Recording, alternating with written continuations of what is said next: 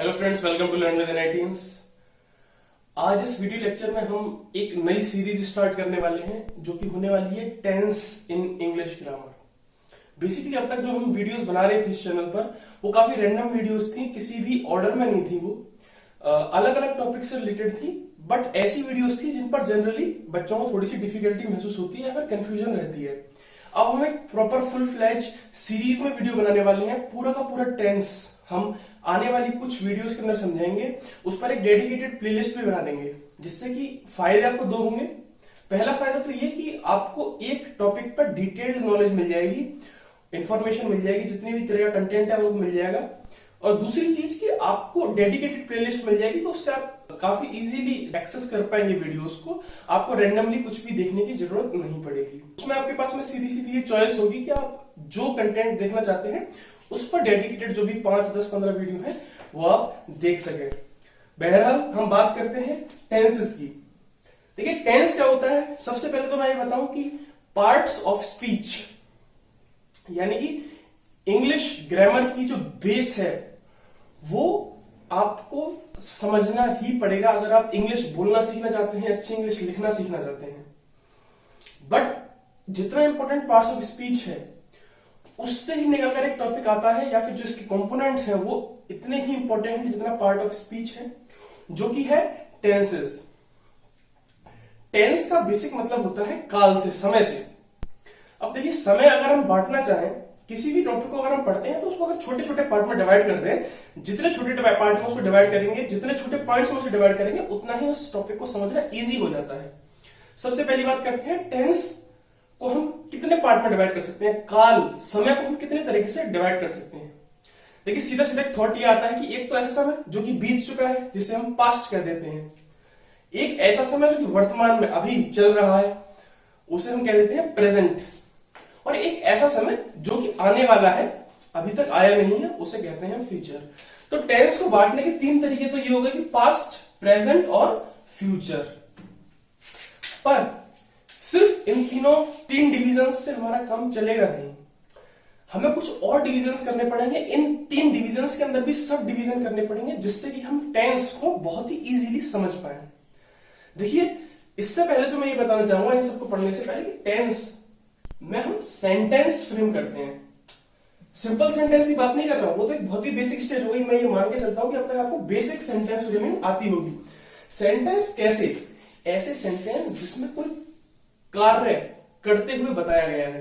कार्य करते हुए यानी कि कोई काम किस समय काल में हुआ है उसके बारे में डिस्कस अगर हुआ है उस सेंटेंस के अंदर, तो उस सेंटेंस को हम किस में रखेंगे? टेंस में रखेंगे। बेसिकली टेंस के 3 पार्ट होंगे जो सबसे इंपॉर्टेंट है। पहला जो है सब्जेक्ट, दूसरा है वर्ब, जिस पर एक dedicated video forms of verb के नाम से मैंने इससे पिछली वीडियो इस पर ही बनाई थी, फॉर्म्स ऑफ वर्ब। उसको आप एक बार जाकर जरूर देखें अगर आप इस सीरीज को देख रहे हैं। और उसके बाद में आता है ऑब्जेक्ट। मान के चलते हैं कि ये जो 3 पॉइंट्स हैं, पहला, दूसरा और तीसरा, इन तीनों के मिलने से इनके अलावा भी और चीजें हो सकती हैं, बट मोटा मोटी आपको ये याद रखना है सब्जेक्ट, वर्ब और ऑब्जेक्ट जिस सेंटेंस में है वो एक टेंस का पार्ट है। सब्जेक्ट यानी कि जो काम कर रहा है, ऑब्जेक्ट यानी कि जिस पर काम हो रहा है, और वर्ब का मतलब है कि कैसा काम, द काम जो हम कर रहे हैं, जो वर्क हम कर रहे हैं, that definitely has its nature और सर्टेन काइंड ऑफ नेचर। वो काम कैसा है, क्या काम है? हो सकता है कि सोना, स्लीप करना, वो भी एक काम हो सकता है खेलना, प्ले करना, हो सकता है डांस करना, हो सकता है वॉक करना, हो सकता है रन करना, हो सकता है स्विम करना एक काम हो। वो काम क्या है उसको कौन बताती है? वर्ब, जिसको हम कहते हैं क्रिया।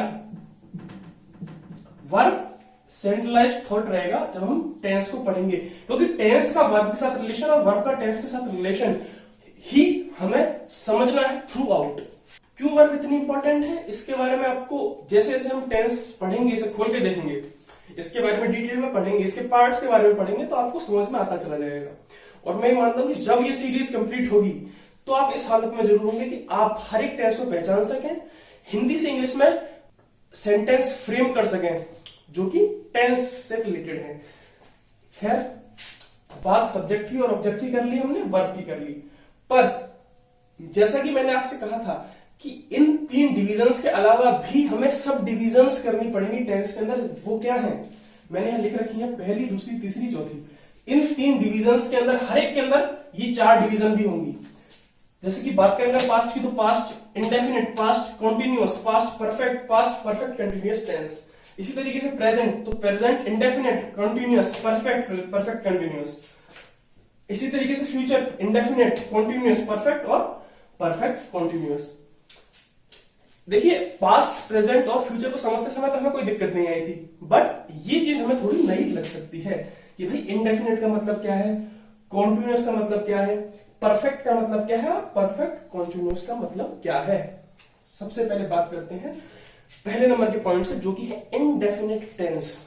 अभी पास्ट, प्रेजेंट और फ्यूचर हटा दीजिए, सिर्फ इतना समझिए कि इनडेफिनिट टेंस का मतलब क्या है। अगर आपकी इंग्लिश वोकैबुलरी थोड़ी ठीक ठाक हो तो आपको पता हो इंडेफिनिट का मतलब होता है अनिश्चित, जो कि निश्चित नहीं है। अब हमें समय के संदर्भ में, यानी समय के रिस्पेक्ट में बात करनी है कि ऐसा काम जिसका समय निश्चित नहीं है, कह सकते हैं क्या कि उसका शुरुआत या उसका अंत निश्चित ना होना, वो काम कब हुआ शुरू और कब हुआ खत्म ये पता ना होना, इसी चीज से मतलब रखता है हमारा इनडेफिनिट टेंस। एक सेंटेंस आपके सामने बोलता हूं, Ram plays in the ground. Ram ground में या फिर मैदान में खेलता है। इस सेंटेंस को आपने सुना, क्या इस सेंटेंस को समझ के आप ये पता लगा पा रहे हैं कि राम ने कब खेलना शुरू किया, कब उसका खेलना खत्म हुआ? ये सेंटेंस सिर्फ इतना बता रहा है कि राम खेल रहा है। ज्यादा से ज्यादा इतना पता चल रहा है कि प्रेजेंट में खेल रहा है, प्रेजेंट यानी वर्तमान में काम चल रहा है, बट उसकी निश्चितता नहीं है कि वो कब शुरू हुआ कब खत्म हुआ। इसलिए मैंने क्या लिखा है, अनिश्चित काल, इनडेफिनिट टेंस कौन सा हुआ, जिसका शुरुआत होना या अंत होना निश्चित ना हो। एग्जाम्पल मैंने आपको बता दिया। इसी तरीके से अगला जो टेंस है, अगला टेंस का जो सब डिवीजन है वो है कॉन्टिन्यूअस। कॉन्टिन्यूअस का मतलब आपको पता होगा, कोई काम चल रहा होना, किसी काम के चल रहे होने से है कॉन्टिन्यूअस का। जैसे कि अगर मैं बात करूं, राम खेल रहा है, राम ग्राउंड में खेल रहा है, यानी प्रेजेंट में वो काम चल रहा है। इस तरीके से समझिए, राम खेल रहा था, यानी कि बात तो पास्ट की हो रही है, पर पास्ट के उस इंसिडेंस की हो रही है जिस समय वो खेल रहा था। That work was in the continuation in the past. वो काम पास्ट के अंदर चल रहा था, या फिर फ्यूचर में चल रहा होगा। राम खेल रहा होगा, तो ये फ्यूचर के लिए हो गया।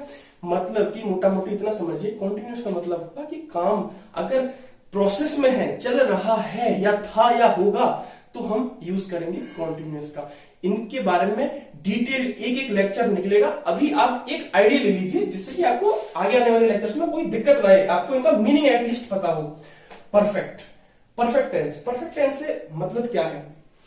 देखिए, परफेक्ट टेंस का मतलब है यानी कि कोई काम हो चुका है, that work is completed. Ram मैदान में खेल चुका है, वह घर आ चुका है, वह खेल चुका था, वह घर आ चुका था, वह घर आ चुका होगा। मीनिंग, जो भी काम, जिस भी टाइम रेफरेंस की बात हम करें, पास्ट की भी कर सकते हैं, प्रेजेंट की भी कर सकते हैं, फ्यूचर की भी कर सकते हैं, वो काम उस समय तक हो चुका है, यानी दैट वर्क इज कंप्लीटेड। तो हम किसका यूज करेंगे? परफेक्ट का। चुका होना, चुका in the sense that work is completed either in the future और इन द पास्ट और definitely in the present as well. चौथा पार्ट जो हमारा बचता है वो है द परफेक्ट कॉन्टिन्यूअस टेंस। साहब, कंटिन्यूअस की हमने बात कर ली, कोई काम चल रहा है या फिर चल रहा होना, किसी काम के चल रहे होने से है। परफेक्ट का मतलब है कोई काम हो चुका है। तो परफेक्ट कंटिन्यूअस क्या है? मैं आपसे एक एग्जांपल बोलता हूं। राम सुबह से फुटबॉल खेल रहा है। राम क्या फुटबॉल फिलहाल खेल रहा है? जी हां। तो यहां पे कंटिन्यूअस की बात समझ में आती है। क्या जो ये काम है ये पास्ट में चालू हुआ था, कुछ समय पहले चालू हुआ था? इस बात से समझ में आता है कि परफेक्ट यानी कि निश्चितता है, वो काम पास्ट में चालू हुआ था। राम सुबह से खेल रहा है, राम दोपहर 2 बजे से खेल रहा है, वह 1984 से यहां रह रहा है, या फिर वह 1990 से यहां रह रहा था। इस तरीके के सेंटेंस जहां पर किसी टाइम लिमिट को कंसीडर करते हुए उस टाइम लिमिट से लेकर किसी चीज के चले आ रहे होने की बात हो रही होती है, वहां पर हम यूज करते हैं परफेक्ट कॉन्टिन्यूअस टेंस का। पास्ट, प्रेजेंट और फ्यूचर के अंदर इसका जो मीनिंग है वो डिफरेंट है। यहां पर आप इतना याद रखिए कि फॉर और सिंस का यूज होता है। सब समझेंगे फॉर का यूज होता है, सिंस का यूज होता है, बट अभी हमें इतना समझ लेना है कि इनका बेसिक आइडिया क्या है, जिससे कि जब हम कोई चीज पढ़ रहे हो तो हमें ये आइडिया तो हो कि हम चीज पढ़ रहे हैं, क्या चीज है वो। आज अगर मैंने इन चीजों के बारे में आपको बताया तो आप जाके, ये निश्चित सी बात है, अगर आपको क्यूरियोसिटी है पढ़ने की तो आप जाके इसके बारे में 2-4 लाइन जरूर देखेंगे।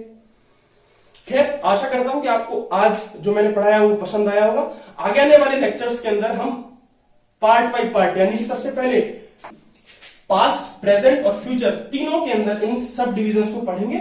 यानी टोटल मिला के हमारे पास कितने टेंस हो गए?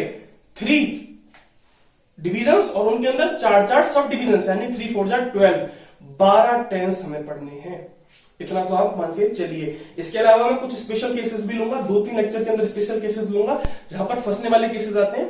बट आज मैंने एक मोटा मोटी इनका जो आइडिया है, इनका इंट्रोडक्शन है, वो आपको दे दिया है। आशा करता हूं आपको वीडियो अच्छी लगी होगी। ऐसी वीडियोस के लिए चैनल को सब्सक्राइब करें, वीडियो अच्छी लगी हो तो वीडियो को लाइक करें और बेल आइकन को दबा दें, जिससे कि ऐसी वीडियोस की नोटिफिकेशन आपको मिलती रहेगी। तब तक के लिए धन्यवाद।